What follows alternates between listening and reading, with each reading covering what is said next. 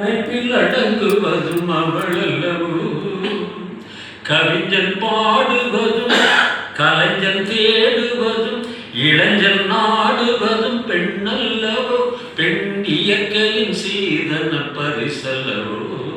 சீதனம், அதாவது இயற்கை கொடுத்த சீதனம். வேதாந்த மாஸ்டர் இன்னும் கொஞ்சம் ஒரு படி மேலே போய் சொல்றாரு. என்ன அப்படின்னா, பெண்கள் இயற்கையிலேயே தியாக பிரம்மங்கள் அப்படின்னாரு. என்னையா தியாகம் பண்ணாலும் பெற்றோரை பிறந்தகத்தை பிரிந்து மனமையாக நமக்காக வந்திருக்கிறது எப்படின்னா, எல்லாவற்றையும் தியாகம் செய்துவிட்டு.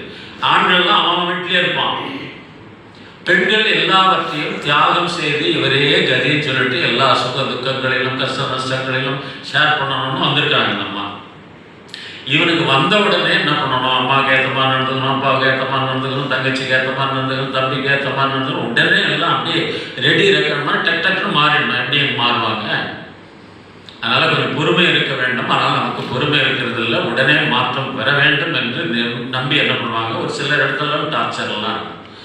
அந்த அடிப்படையில் அருட்தந்தை வேதாத்திரி மாசி, அப்பா கணவன் மனைவி உறவு யாரோ பெற்றோர்கள் மற்ற சுற்றங்கள் எல்லாம் சேர்ந்து ஏற்படுத்திய உறவு என்று தயவு செய்து எண்ண வேண்டாம். தெய்வீகமான ஒரு டிவைன் பார்ட்னர்ஷிப் அப்படின்றாங்க. இப்போ இதை உணர்ந்த முடிச்சு வச்சுங்களேன், அவர்களை நாம் மதிக்கக்கூடிய பக்குவம் வந்துடும். இதுக்கு ஒரு பழைய கதை சொன்னால் அவங்களுக்கு ஈஸியாக புரியும்னு நினைக்கிறேன். சிவன் பார்வதிக்குள்ள சண்டை வந்தது. அது நீங்கள் எப்போ பார்த்தீங்கன்னா கேட்கக்கூடாது. கதை என்ன, எதனால் தகராறு வருது அப்படின்னா, பிருகு முனிவர் ஒருத்தர் வராரு. அவர் சிவனுடைய சிஷ்யன். அதனால் வந்தார். சிவனை மட்டும் வணங்கிட்டு பக்கத்தில் இருந்த பார்வதியை கண்டுகொள்ளாமல் போயிட்டார். கோபமாக வராதப்போ மனைவி, என்ன அந்த ஆள் வந்தால் உன்னை மட்டும் வணங்கிட்டு என்னை கண்டுக்காமல் போயிட்டானே அப்படின்னு அந்த அம்மா கோச்சிக்கிறேன். இதுக்கெல்லாமா கோச்சிக்கிட்டாரு. அதுக்கப்புறம் என்ன சொல்கிறாங்க அப்படின்னா, இனியும் தனித்து இயங்குவோம். தனித்து இயங்குவோம்னா என்னங்க, சக்தி களம் அமைக்கிறாங்க நம்ம. அதான் சக்தி களம் அமைச்சு தனியாக போகிறதுக்கு பிளான் பண்ணுறாங்க. சிவம் காம்ப்ரமைஸ் பண்ணுறாரு, இன்னும் சமாதானம் பண்ணுறாரு. கேட்க மாட்டேங்குது, அடம் பிடிக்குது. இந்த பாருமா, நாமே இந்த மாதிரி சண்டை போட்டுட்டு போனால் சமுதாயத்தில் இருக்கிற மக்கள்லாம் நம்மளை என்ன நினைப்பாங்க, எவ்வளோ சொல்கிறாரு, கேட்க மாட்டேங்க. சரி, இன்னொன்று செய்கிறேன், நான் இந்த இடது பக்கத்தை உனக்கு கொடுத்துட்றேன், நான் வலது பக்கத்தை நான் வச்சுக்கிறேன். இது பேர் அர்த்தநாரீஸ்வரன் பேர்.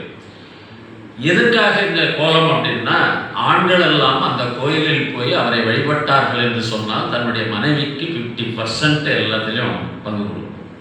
பங்கு கொடுக்குன்னா இந்த சொத்து சுகத்தில் இல்லைங்க, அன்புல எல்லாவற்றிலேயும் அவர்களுக்கு சகம் அளிக்க வேண்டும். 50-50. பிரபஞ்சத்தை பாருங்களேன், 12 மணி நேரம் இரவு என்றும் 12 மணி நேரம் பகல் என்றும் 50-50.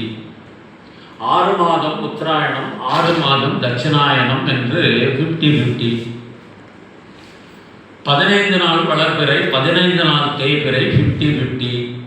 இவ்வளோ என்னத்துக்கு நம்ம உடம்புலே பார்த்தீங்கன்னா, இடது பக்கம் தாயினுடைய சக்தி, வலது பக்கம் தந்தையினுடைய சக்தி இயற்கையாகவே இருக்குது. அப்புறம் 50 கொடுக்கணுமா வேணாமா அந்த அம்மாவுக்கு? அதனால ஒருத்தர் யாரோ கோயில் கட்டி திருச்செங்கோடு திருத்தலத்தில் அர்த்தநாரீஸ்வரர் கோயில் இருக்குது. ஆண்கள் எல்லாம் தயவு செய்து அங்கே போய் வழிபடணும். ஆனால்